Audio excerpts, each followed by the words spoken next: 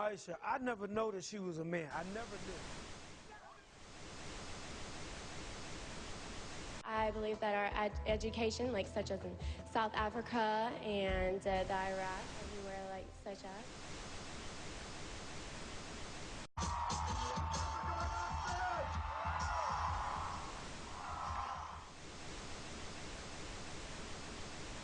Platform 8 for the 2228 Southern service to Eastbourne via Lewis.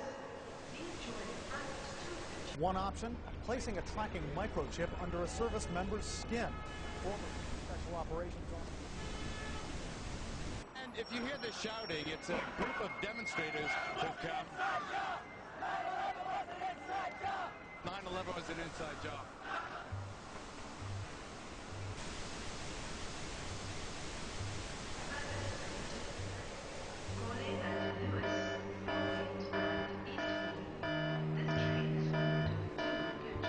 It's no longer a theory. What I'm about to say is fact. The secret organizations of the world power elite are no longer secret. They have planned and are now leading us into a one-world communist government. Well, there have been extraordinary scenes in Berlin tonight as thousands of people gathered to hear Barack Obama deliver key foreign policy speech on his current European tour.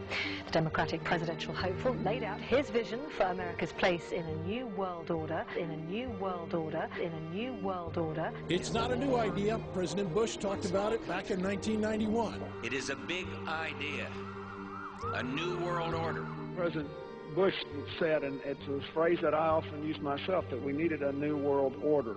There's a need for a new world order. I call upon all states to join ranks in order to found the new world order of the 21st century. We have before us the opportunity to forge for ourselves and for future generations a new world order. When we are successful, and we will be, we have a real chance at this new world order. And people talked then, in 1990, of a new world order. And the question for us is how we meet and master all these challenges to ensure that Britain enhances its competitiveness in the process and realizes what I believe is our destiny of success in this new world order. So, in conclusion, ladies and gentlemen, a new world is emerging. It is a new world order with significantly different and radically new challenges for the future. And people better understand that they mean exactly what they're saying. It's a new world order they're trying to create, and they're trying to do so not only without approval or consent of the governed in this country, but despite the popular will. This is a straightforward assault by the elitists in this country. There is a global meltdown coming. It is a global depression, and one world currency and one world financial system is the end game.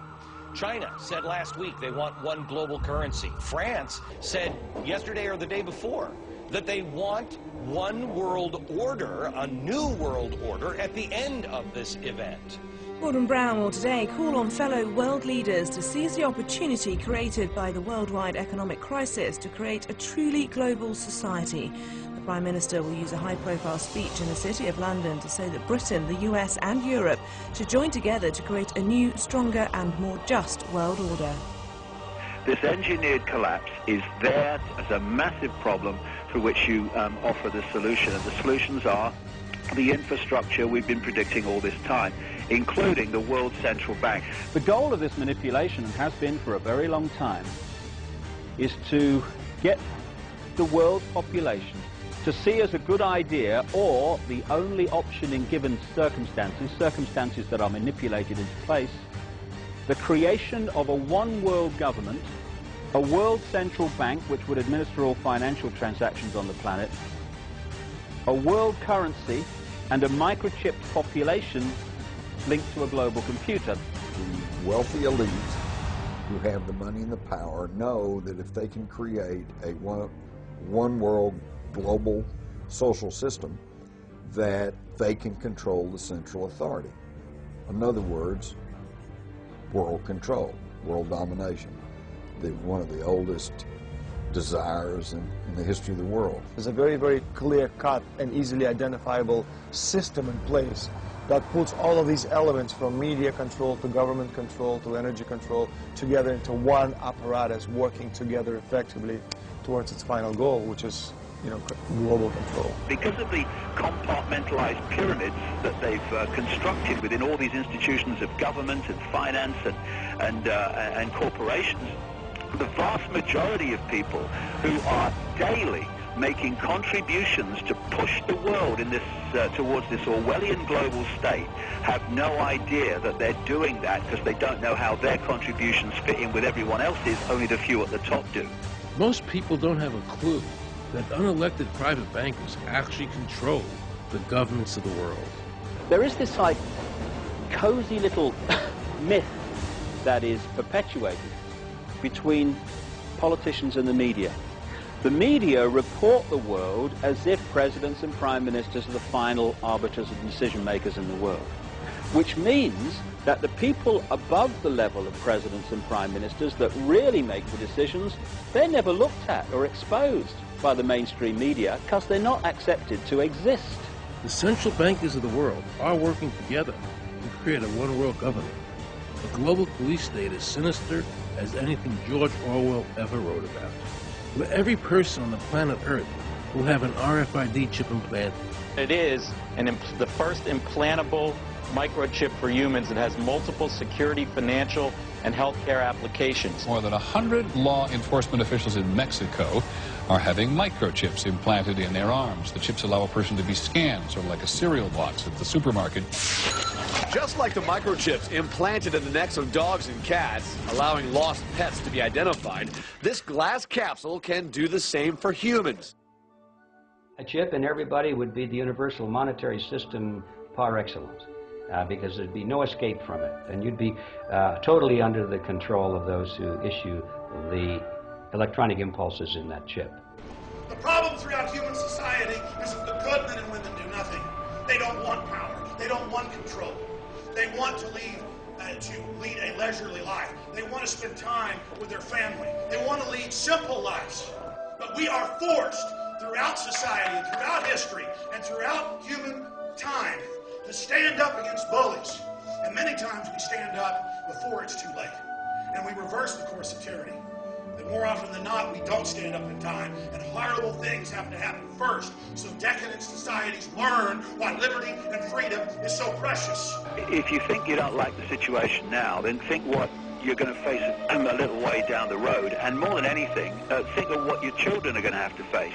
Because you think that we live in a controlled society now, this is nothing compared with what they are going to have to live in.